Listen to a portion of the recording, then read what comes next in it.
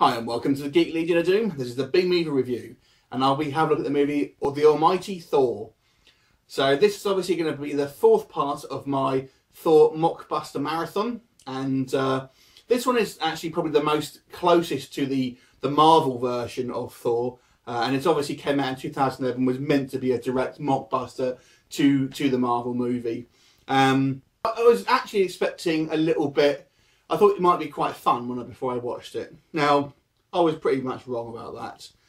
So, it starts off in Asgard and ends up on Earth or Midgard, very much like the Marvel version of the movie. But I don't think really this film has an understanding of the sort of Nordic legends or the sort of Marvel version of it. And really, it's just kind of gone, yeah, we'll pick a few characters and kind of, hear a few sort of terms, and we'll kind of just make our own thing up. Now, fair enough, I can understand, obviously, it may not stick directly to stuff we've seen, but it veers so far off sometimes. So the action starts in Asgard, as I say, and basically you have Loki very uncharacteristically just having a full-on. It starts just with him attacking sort of Asgard in a sort of pretty much a full front attack, no sort of like scheming or sort of trying to manipulate people. He just walks. He's literally walking up to the gates of these sort of giant dog monsters and just attacking Asgard. And for some reason, he wants the hammer, and they call it the Hammer of Invincibility. They don't refer to it as Mjolnir. Now he's fought by Odin, played by Kevin Nash. Very, very different from obviously the Anthony Hopkins version of Odin, I can tell you. Now, Kevin Nash is obviously a big guy, so he's physically quite imposing, but, you know, the guy's not an actor ultimately, or very limited actor, to say the least. Now, Loki pretty much manages to kill pretty much all of the Asgard's population, by the sounds of it, and ends up sort of killing Odin as well, but not before Odin sort of banishes the hammer in a sort of secret hiding place. But he also sort of basically tells Thor, so Odin tells Thor, his youngest son, to retrieve the hammer basically and defeat Loki.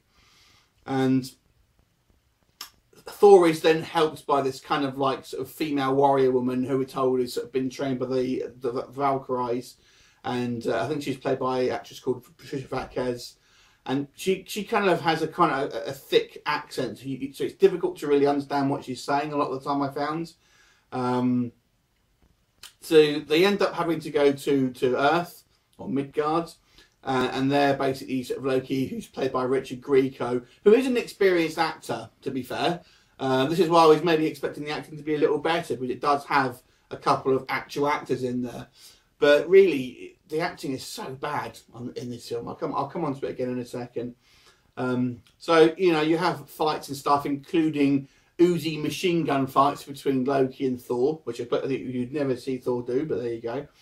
And then Loki manages to sort of get a lot of monster demon things to attack Earth and cause havoc in a sort of low budget CGI explosions and things like that. And then the climax, really, you have Thor sort of ending up in what looks like a kind of Christian version of hell. There you go.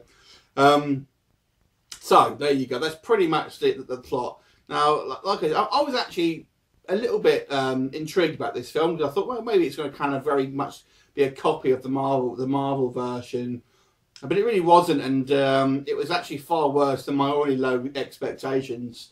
And it just wasn't a fun film to watch. It had a reasonable amount of CGI in it. Now, I always say with low budget films, I can't judge a film too much on the sort of budget, to be honest with you, because they only have a certain amount to work to. But nevertheless, it's it's still fairly poor. But just some of the sort of the acting and the dialogue is just so terrible. It's just cringeworthy. The guy they got to play Thor, I get the impression they only employed him because he's a kind of a big guy and he's got blonde hair. He has absolutely no charisma. He has no acting skills, and it just seems like some sort of like dumbass lug.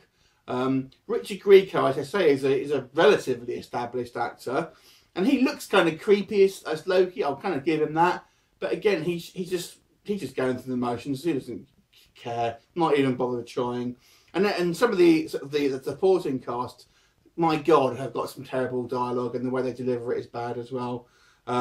There's not a lot of redeeming features. I mean, I guess if you're very young, you kind of might maybe kind of like the monsters and things like that. And it has a lot of sort of cheap action, but ultimately it's boring. It's not interesting. The story isn't interesting.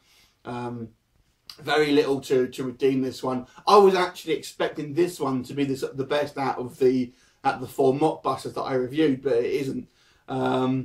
It's unfortunately it's a mess. I would avoid this one. I'm going to give this one a 2 out of 10. So the only one I'd really recommend out these 4 Thor movies is going to be the Thor Hammer of the Gods, which I gave a 4.5. But that, to be honest with you, that actually stands out head and shoulders above the other 3, purely because of the look of the film and just the atmosphere I think it gave. The rest of these films though are poor, and this one's no exception. So 2 out of 10. So that concludes my Thor Mockbuster marathon. Let me know which one you like the best, and what's your favourite Mockbuster. See you soon.